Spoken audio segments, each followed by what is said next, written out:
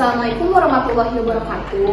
Halo semuanya, selamat datang di video kelompok 2 PJBL manual terapi. Pada kesempatan kali ini, kami akan membawakan materi manual terapi yang berkaitan dengan ankle joint mobilization. Beserta dalam video ada tujuan, indikasi, kontraindikasi, prinsip pelaksanaan, serta contoh teknik yang umum digunakan. Maka dari itu, silakan disimak ke videonya. Selamat menyaksikan. Ankle joint mobilization adalah teknik manual terapi yang dilakukan untuk meningkatkan mobilitas sendi pada pergelangan kaki melalui gerakan pasif yang terarah dan terkontrol. Oke, tujuan dari ankle joint mobilization antara lain, yang pertama itu meningkatkan lingkup gerak sendi, yang kedua mengurangi nyeri akibat keterbatasan mobilitas, yang ketiga memperbaiki mekanik dan fungsi sendi setelah cedera, terus juga tujuannya itu untuk mengurangi spasme otot, dan yang terakhir itu membantu proses penyembuhan jaringan dengan meningkatkan sirkulasi cairan sinovial. Lalu indikasinya itu, teknik mobilisasi ini dapat diberikan pada beberapa kondisi seperti keterbatasan dorsifleksi atau plantar fleksi, kemudian ankle sprain grade 1 dan 2 pada fase subakut kronis, lalu yang ketiga pengakuan sendi pasca imobilisasi atau operasi, lalu yang keempat itu nyeri sendi dengan pola kapsular pattern, lalu yang terakhir itu gangguan berjalan dan adanya lesi pada kapsul sendi. Selanjutnya ada kontraindikasi. Terdapat beberapa kontraindikasi yang tidak memperbolehkan penggunaan teknik ini. Kontraindikasi dibagi menjadi dua, absolut dan relatif. Absolut meliputi fraktur, infeksi sendi, kanker di area ankle, osteoporosis berat, serta ketidakstabilan sendi yang berat.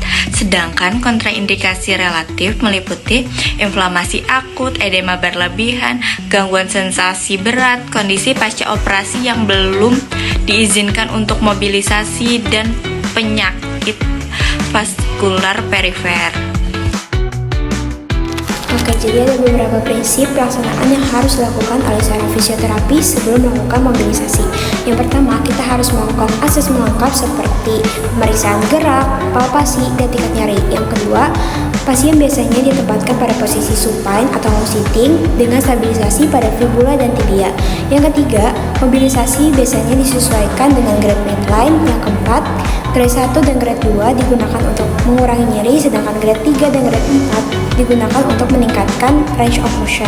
Dan yang terakhir, jadi selama terapi ini kita harus memperhatikan respon pasien dan hentikan teknik jika terjadi nyeri meningkat secara signifikan. Lalu selanjutnya itu teknik. Yang pertama itu adalah teknik posterior glide of talus untuk meningkatkan dorsifleksi, anterior glide untuk meningkatkan plantar fleksi, lalu yang terakhir ada medial atau lateral glide pada subtalar joint untuk memperbaiki inversi dan eversi. Sebelum masuk ke teknik-tekniknya, kita harus tahu dulu apa yang terjadi pada ankle sprain. Yang paling sering cedera adalah ligamen luar ankle seperti ATFL, lalu CFL, dan kadang PTFL jika parah. Bisa juga terkena ligamen antar tulang pada high ankle sprain, serta tendon dan kapsul sendi di sekitarnya.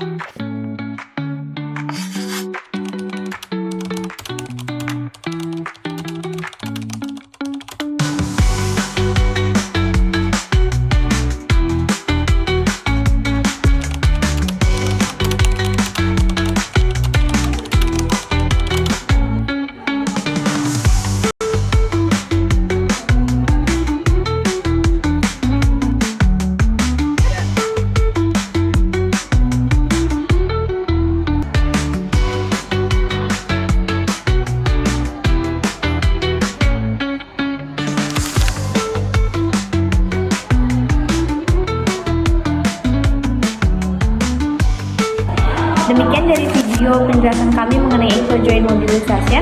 Semoga video ini dapat membantu pemahaman Anda mengenai konsep dasar dan teknik pelaksanaannya dalam manual terapi. Terima kasih telah menyaksikan. Wassalamualaikum warahmatullahi wabarakatuh.